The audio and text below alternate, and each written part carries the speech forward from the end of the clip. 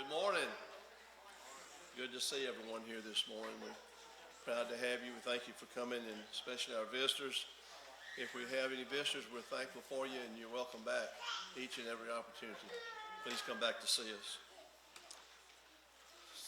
Sunday morning, Sunday school starts at 10 o'clock for all ages here, and then our regular worship service is at 11. And both Sunday night services and Wednesday night service are start at 7 p.m. Sunday night service will be studying from Romans 14th chapter, and Wednesday night is from 2 Samuel the 4th chapter. Ladies' Bible class is every Tuesday morning at 9:30, and you're encouraged to attend that. We have a few to remember in prayer. Shirley Flowers, Aunt Shirley, she had an operation. She's doing pretty well. So we're thankful for that. She's still in the hospital at this time. Earldine Sherbarth, Lydia Morris, Sarah Sherbarth, and Miss Lydia is improving a little bit day by day. Shirley Felter, William Phipps, Darrell Smith, Glenda Morris, Edward Cook, Bubba Clara, Karen McGraw, Sonia Murray, and put Thomas Carter on here. He had a foot operation yesterday, and he's still in the hospital. They had to take a little bit of matter out of his foot. He had septic, I can't think of the last name. Miss Sally told me a while ago, arthritis in his foot, and it swelled up pretty good, and they took him to the ER.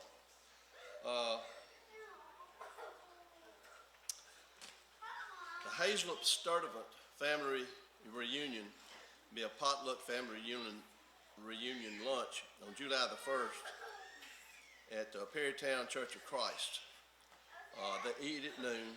Come early to visit with the family. If you have any questions, it'll be here in the pamphlet. You call Sabrina Howard Collins, and she can fill you in on all that information. Have a thank you note here. Thank you for the generous gift. I love my Bible. Your love and encouragement mean more than you know. My granddaughter, Dottie Mae Davenport. If you get your song books, and turn to number 131. Join Hunter in our song service. Love Lifted Me, number 131.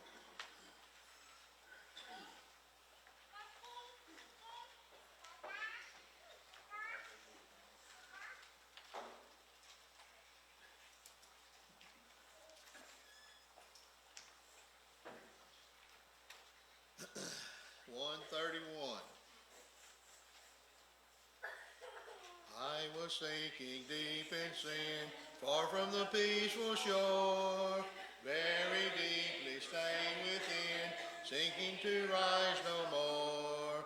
But the master of the sea heard my despairing cry, from the waters lifted me, now safe am I. Love lifted me, love lifted me, when nothing else could help.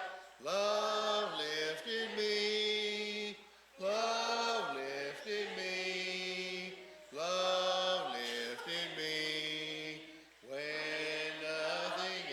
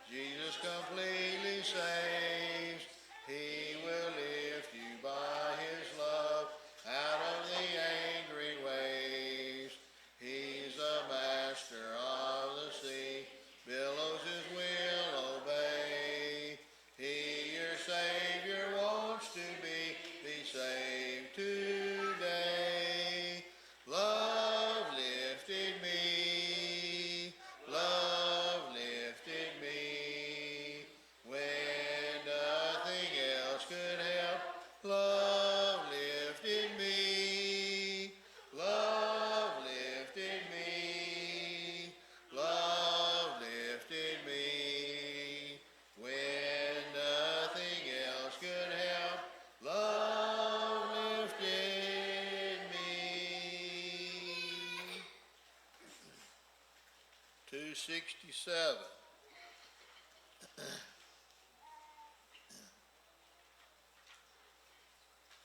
Just a few more days to be filled with praise and to tell the old story. Then when twilight falls and my Savior calls, I shall go to him in glory. I'll exchange my cross for a starry crown where the gates swing outward never. At his feet I'll lay every burden down, and with Jesus reign forever. Just a few more years with their toil and tears, and the journey will be ended. Then I'll be with him where the tide of time with eternity is blended. I'll exchange my cross for a starry crown where the gates swing outward never. At his feet I'll lay every burden down, and with Jesus reign forever. What a joy 'twill be when I wake to see him for whom my heart is burning.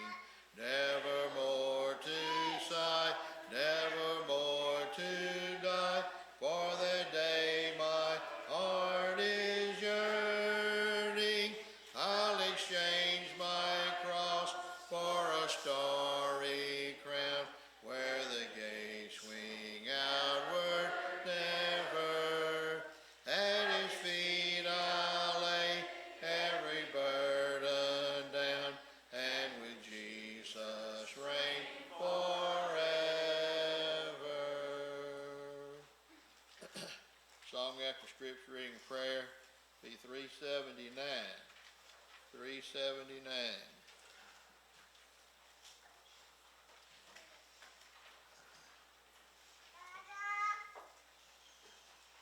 Good morning. Our scripture reading this morning comes from Luke chapter 7.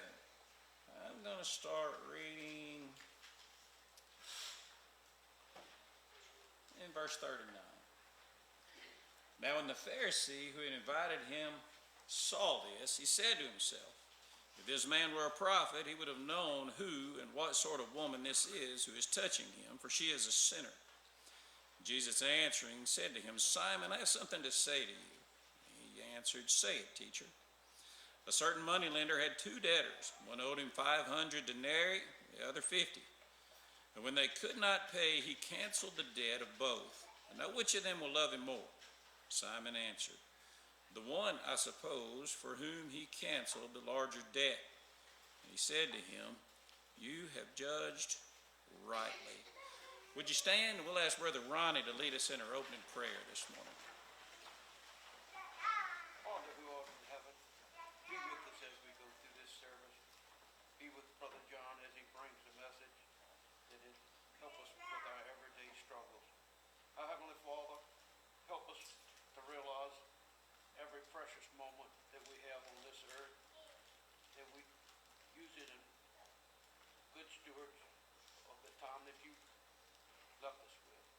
Our Heavenly Father, be with our many sick, that you'll restore them to their much needed health. Our Father in heaven, be with the leaders of our country and keep us a God-fearing nation. Be with us as we around that table, that it'll be pleasing to thy sight. Our Heavenly Father, be with our military, look over them and protect them, and be with us each and every time that we can bring others to Christ. Forgive us for our many sins and remember them no more. These things we ask in Christ's name. Amen. Amen.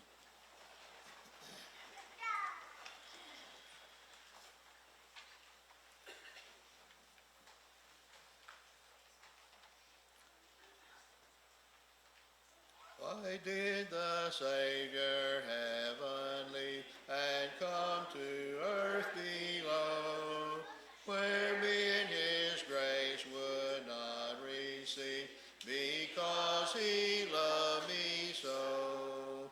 He loves me, he loves me, he loves me, this I know. He gave himself to die for me, because he loved me so.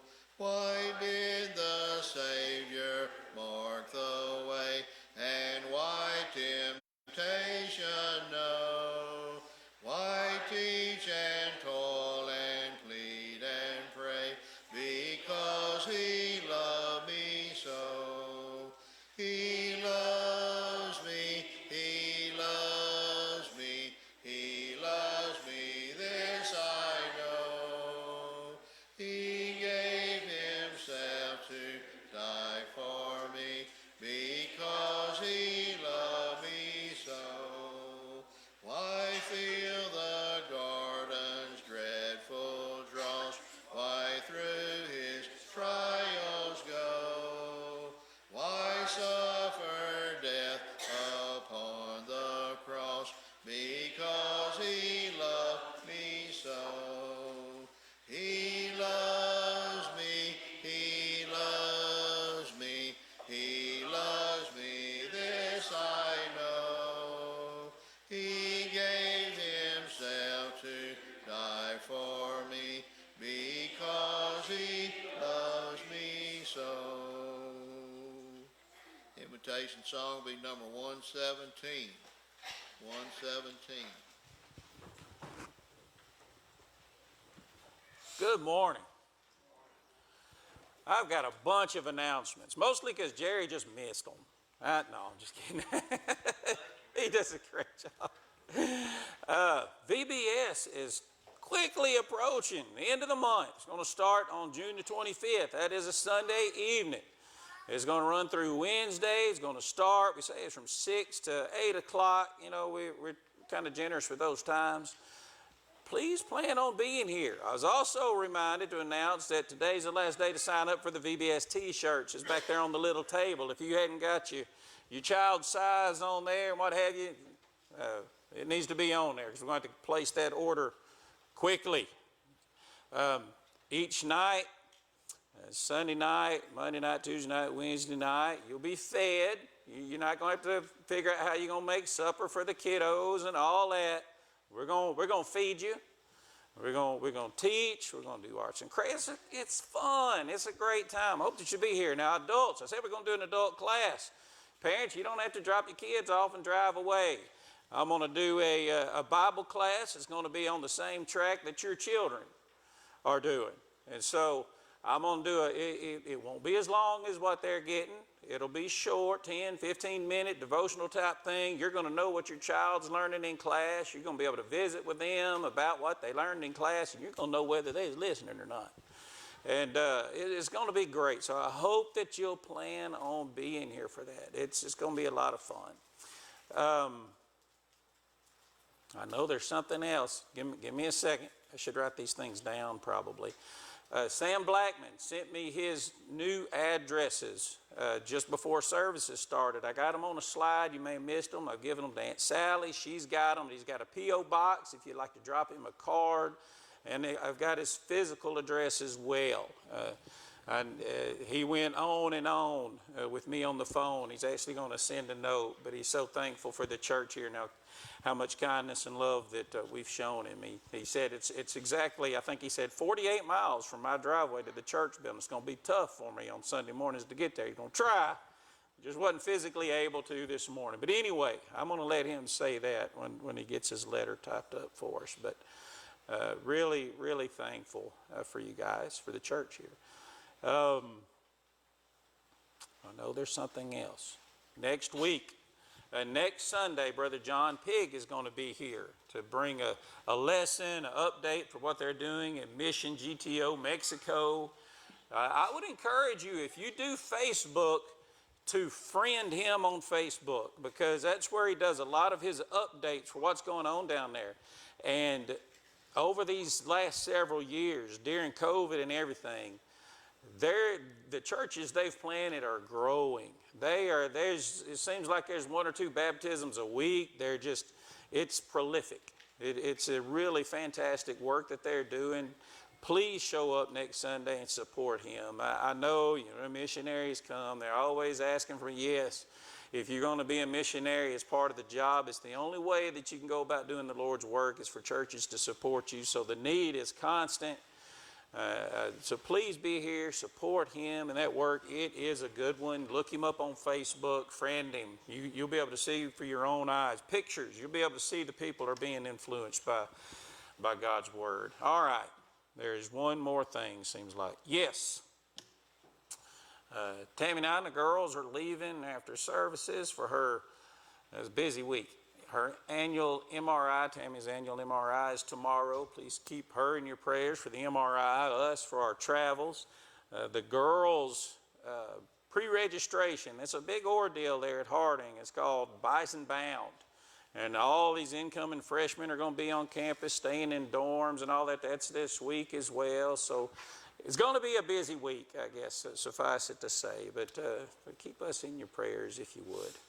I got a question. It's going to sound strange right here at first, but have you ever woke up like in the wee hours of the morning and just crushing your tongue? I mean, just you bit down on it in your sleep and it is killing you? I did that last night. What's so bad is I did it the night before. Right now, my tongue feels like it's a grapefruit flopping around in there, and it hurts. And I've been tripping over it all morning. It's something. So if I start just mumbling up here, just overlook it like normal. All right. Did all of you guys get a page of what should be titled something like sermon notes or something on the top of the page? Austin helped me out a lot, handed a bunch out. Some of you guys are probably already in here, might have missed it. You don't have to have it for the sermon, but you may want to grab one on the lectern going out the door. It's right there beside the bulletins. We're going to cover a lot of ground this morning. And what I mean by that is I'm going to touch on some things that have a ton of scriptural support and references. And what I did was I went ahead and put them on what I called sermon notes. So you can take them home with you. I'm not covering all of the passages that are going to be linked to these ideas. So you can take them home and you can try to prove me wrong, prove me right. But there's enough information on that sheet to keep a Bible scholar busy for a long time. A lot of references on that page. So I want to encourage you to grab one on the way out door if you don't have one. But I've been to some churches that do this every Sunday where the preacher will put his sermon notes out there, and I've sat there with them, and you can follow along during the sermon. This one isn't necessarily set up like that. You're welcome to attempt it if you want. But I just kind of want to see how this goes over. So afterwards, tell me what you think about this. I do want your feedback, whether there's something I need to try to do again or just forget it, But we'll talk about it again later after you've had some time to process the sermon this morning. The scripture reading was from Luke chapter 7. Oh, I did forget one thing. Since we're going to be gone, Brother Travis Murray is going to be speaking tonight. He'll be filling the pulpit for me. So be sure and come and support him as well. He always does a fantastic job. Okay, Luke chapter 7. It is the story of the sinful woman forgiven. It depends on your Bible and what your header will say, but it'll say something similar to what I have on the screen. The passage itself begins in Luke chapter 7, verse 36, and I'm going to read the entire account. We need it. We need it for the context, and then we'll just jump right into our study this morning. So I don't have the scripture on the screen. We're going to pretend that we are first century Israel. I'm going to read, and you're going to listen. You're going to listen to the story as it's happening, and we're going to pretend that we are still in auditory culture that can learn by hearing. So we're going to attempt that this morning. Luke chapter 7, starting in verse 36. One of the Pharisees asked him to eat with him, and he went to the Pharisee's house and reclined at table. And behold, a woman of the city who was a sinner, when she learned that he was reclining at table in the Pharisee's house, brought an alabaster flask of ointment. Standing behind him at his feet, weeping, she began to wet his feet with her tears and wiped them with the hair of her head and kissed his feet and anointed them with ointment. And now when the Pharisee who had invited him saw this, he said to himself, if this man were a prophet, he would have known who and what sort of woman this is who's touching him, for she is a sinner. Jesus answering said to him, Simon, I have something to say to you. He answered, say it, teacher. A certain moneylender had 2 debtors. One owed 500 denarii, the other 50. And when they could not pay, he canceled the debt of both. Which of them will love him more? And Simon answered, the one, I suppose, for whom he canceled the larger debt. He said to him, you have judged rightly. And then turning toward the woman, he said to Simon, do you see this woman? I entered your house. You gave me no water for my feet, but she has wet my feet with her tears and wiped them with her hair. You gave me no kiss, but from the time I came in, she has not ceased to kiss my feet. You did not anoint my head with oil, but she has anointed my feet with ointment. Therefore I tell you, her sins, which are many, are forgiven. For she loved much, but he who is forgiven little loves little. And he said to her, your sins are forgiven. And those who were at table with him began to say among themselves, who is this who even forgives sins? He said to the woman, your faith has saved you. Go in peace. You can't hardly imagine what this woman has gone through, what she has experienced in her life to drive her to a point where she is ready to prostrate herself, kiss the feet of Christ, anoint his feet with tears, wipe them with her hair. This is the utmost display of humility, right? You have to be in a pretty dark place. You got to be feeling pretty hopeless, pretty helpless to get there, to approach Jesus like that, right? She has come to realize the extent of the sin in her life, what it means for her, and she is approaching Christ the only way she knows how. For that, we're amazed. Because, one, we just can't hardly fathom this part of their culture. I can't recall anyone ever washing my feet. Right? Now, I'm not Christ by any means, but it was a service culture. It was standard procedure. When a visitor would come into your home, you or your servant would tend to them in such a way, maybe washing their feet, anointing them with oil, helping them clean up from their travel, sort of thing.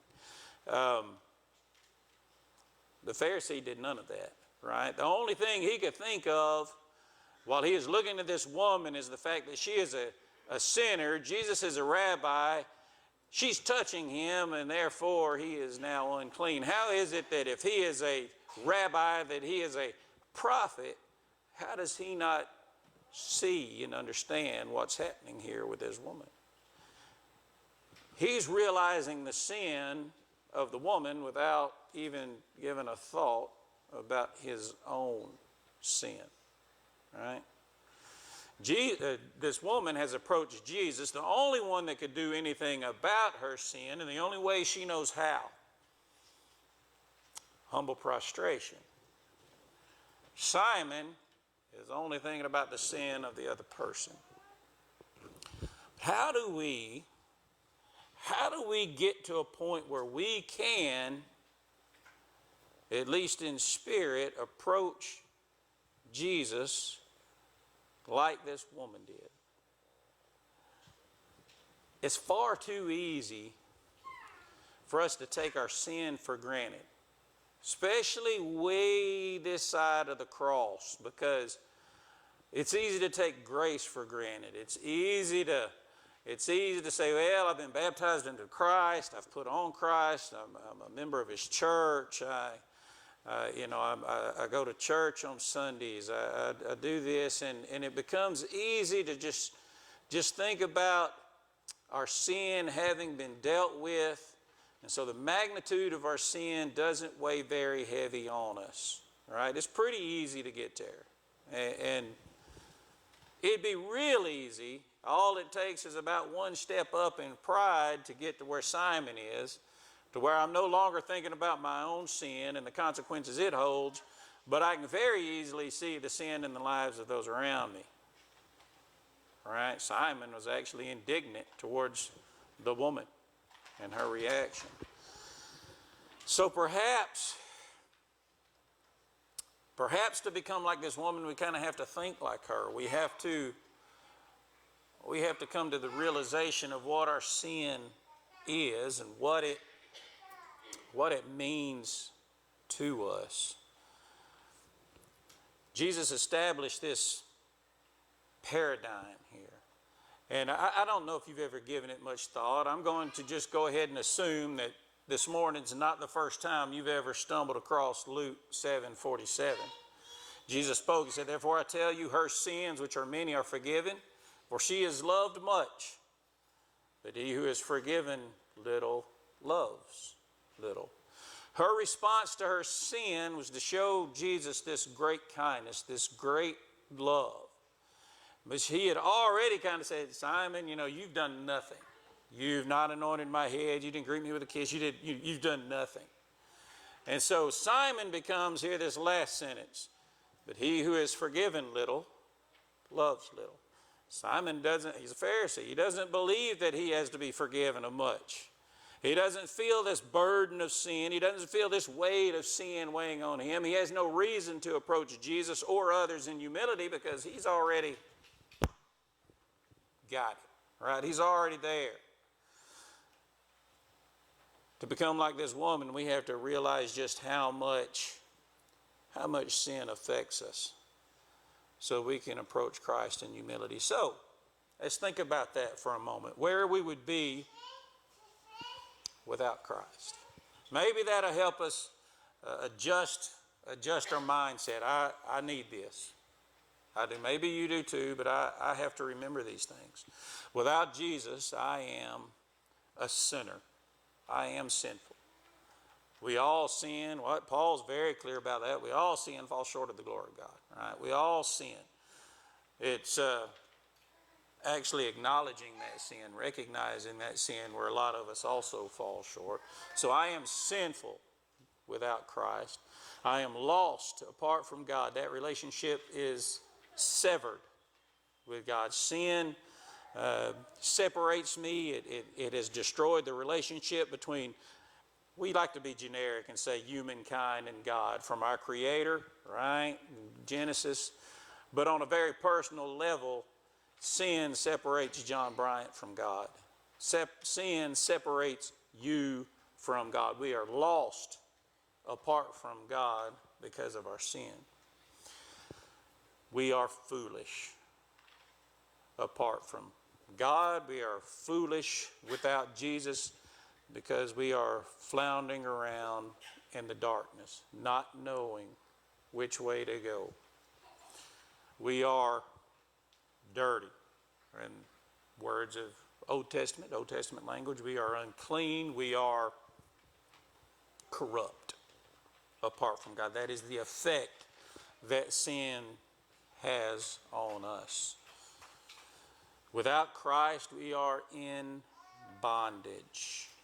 We are slaves to sin. This is a tough one because we don't like to be in bondage. I don't want to be subject to anything or anyone, right? We live in the United States. I'm not going to be a slave to anybody or anything except we are slaves to our sin, right?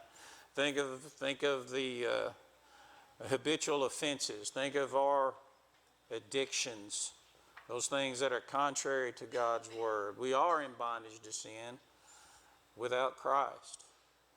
Without Christ, we are hopeless. You kind of get the feeling in the text here that that's where this woman is. She is hopeless. You got to be in a pretty deep despair. You got to be in darkness before you get to a point where you will prostrate yourself like this before someone else, right? We are hopeless apart from Christ. And we are dead apart from Christ, dead in our sin. We need to sit with this. We need to wrestle. These are attributes that everyone apart from Christ shares. This is where we live apart from Christ. There's no exception. There's no other way. Everybody is right here. And there's more. I just got tired of flipping through the concordance, right? But these fit on the screen nicely. So, there's far more things that we lose when we are apart from Christ, but these are big, right? We should feel helpless in the moment as we think about where we would be apart from Christ. Now, without Jesus, I am sinful, but since Jesus, I am forgiven. Sin dealt with. This is where having that piece of paper really is going to come in handy, because you can look all these up. I am forgiven. In Christ I am made righteous. I am made holy. And that's huge given the weight of holiness that we see given to God in the Old Testament. We are made holy, which means we are sanctified. We are able to stand in the presence of a holy God, sanctified. Without Jesus, I am lost apart from God. It's a severed relationship. I am lost with no way forward, no way up apart from God, but since Jesus, I am found. I am found in Christ. I am found ransomed, bought back for a price, redeemed and bought for a price. All this language leading to what Christ has done on the cross. Language of a purchase, a language of being brought out of death. Very powerful language. And I am reconciled to God because of Christ.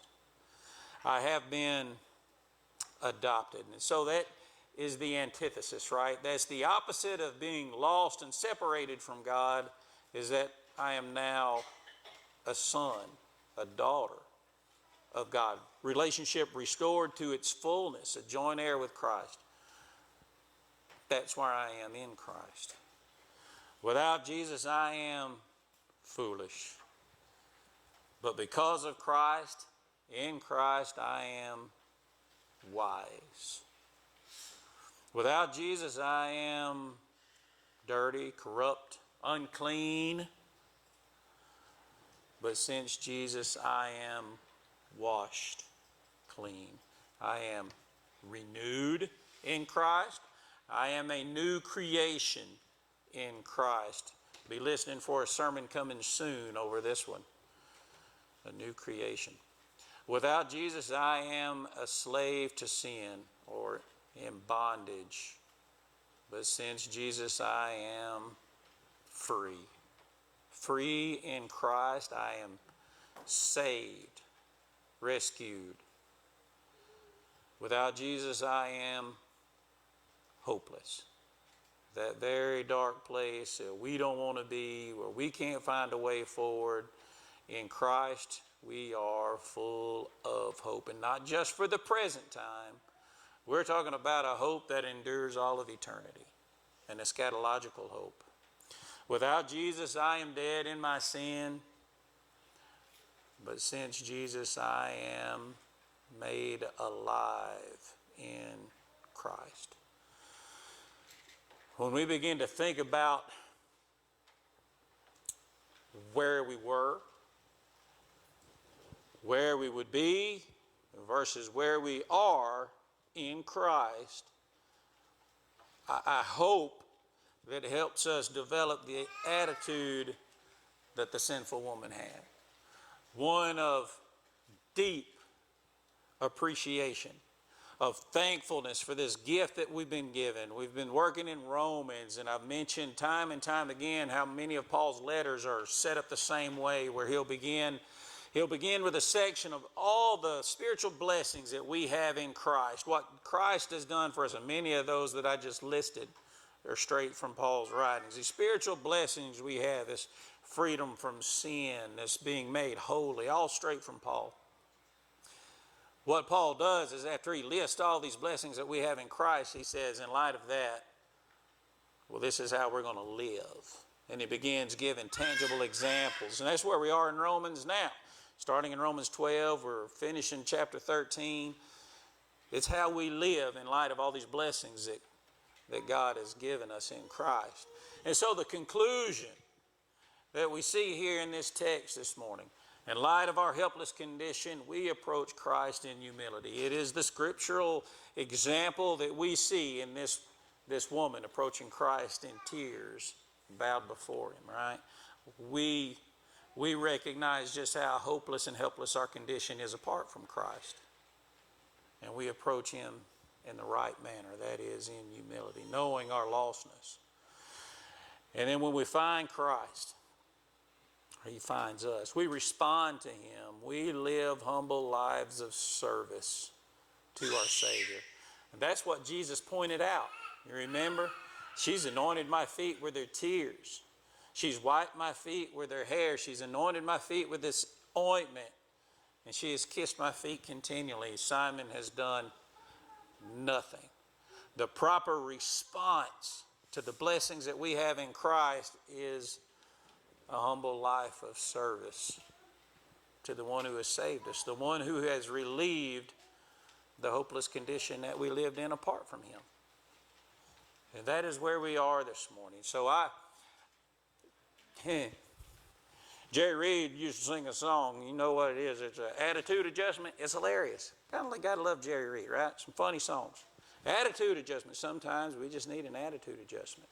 We need to step back and re-examine ourselves and just see exactly how bad things are in the absence of Christ in our lives.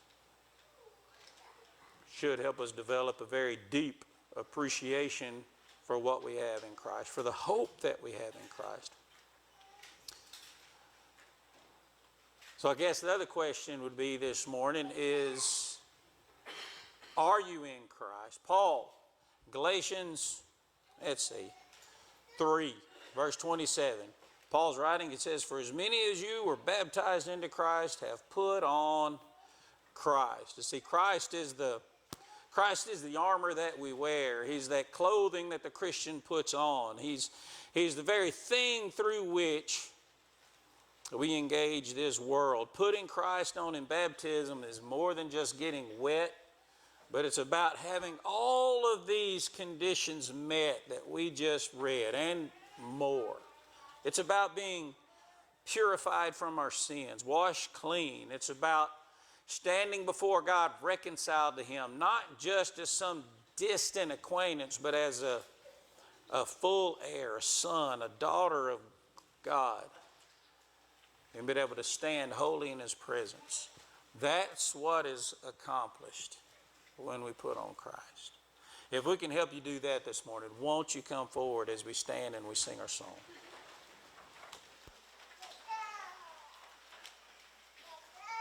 Jesus is calling, calling, calling. Jesus is calling today. Why should I linger, linger, linger? I will arise and away. They are so happy, happy, happy.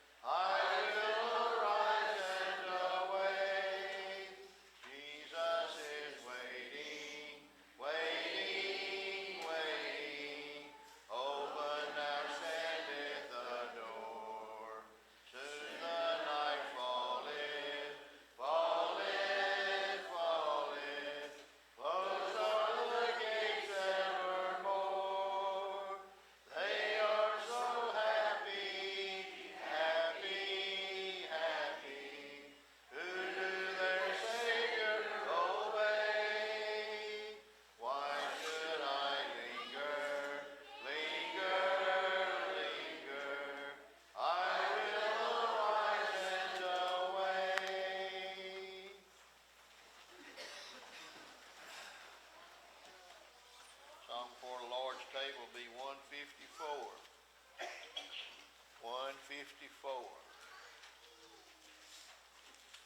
There was one who was willing to die in my stead, that a soul so unworthy might live.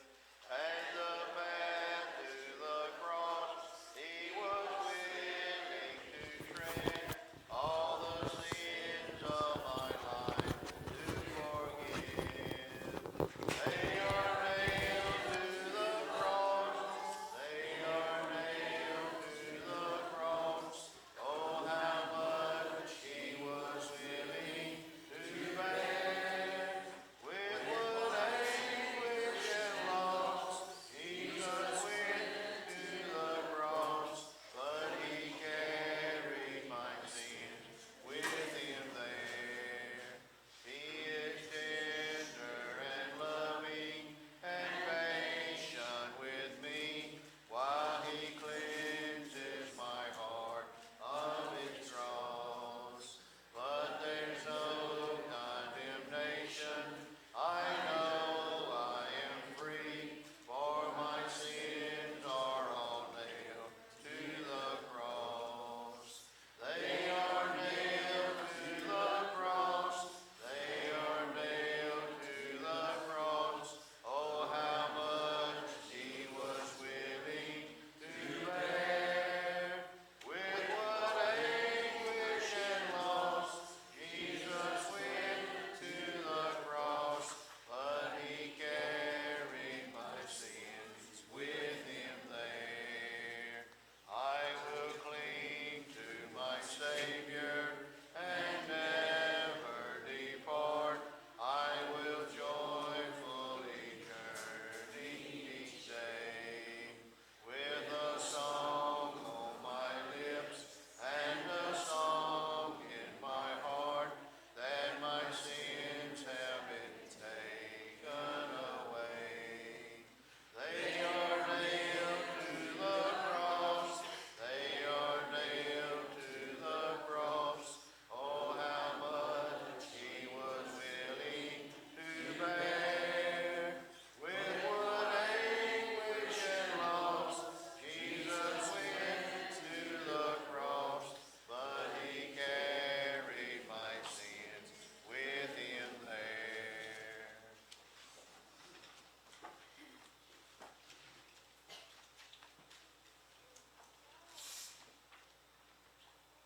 Let us pray.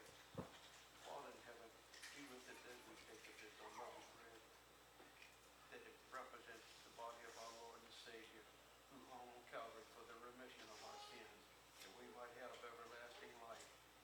May we take of it in a well-pleasing sight. These things we ask